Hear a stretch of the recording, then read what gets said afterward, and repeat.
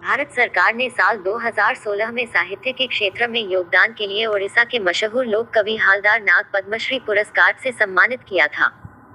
सादा जीवन उच्च विचार, ये कहावत 21वीं सदी में फिट नहीं बैठती है। इसके पीछे का प्रमुख कारण है पैसा।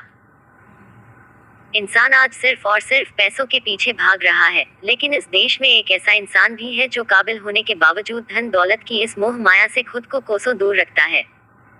साहिब, मेरे पास दिल्ली आने के पैसे नहीं है, कृपया पुरस्कार पद्मश्री डाक से भिजवा दीजिए। ये बात कहने वाले शख्स थे साल 2016 में साहित्य के क्षेत्र में योगदान के लिए भारत सरकार से पद्मश्री पुरस्कार पाने वाले ओडिशा के मशहूर लोक कवि हलधर नाग।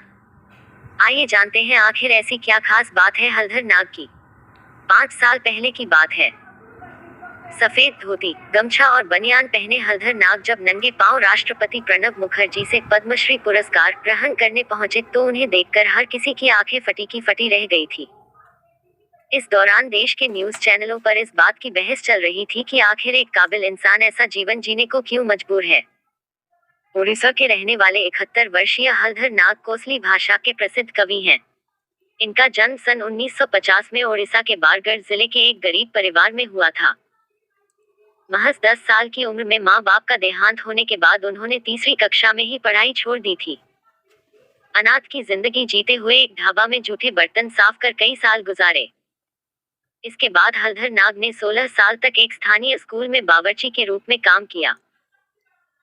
कुछ साल बाद उन्होंने बैंक से 1000 रुपये कर्ज लेकर स्कूल के सामने ही कॉपी, किताब, पेन और पेंसिल आदि की एक छोटी सी दुकान खोल ली।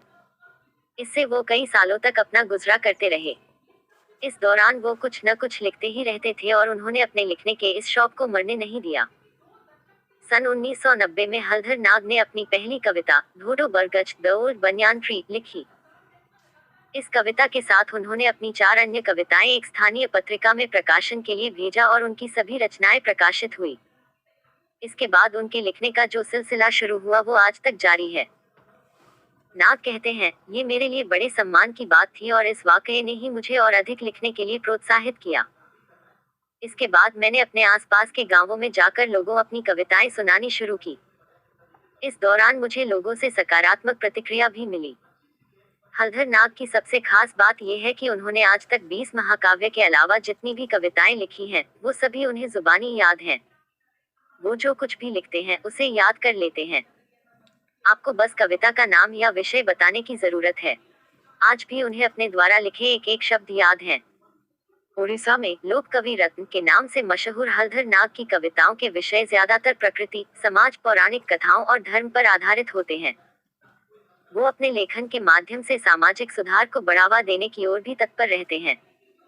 बता दें, आज हलधर नाग किसी पहचान के मोहताज नहीं है।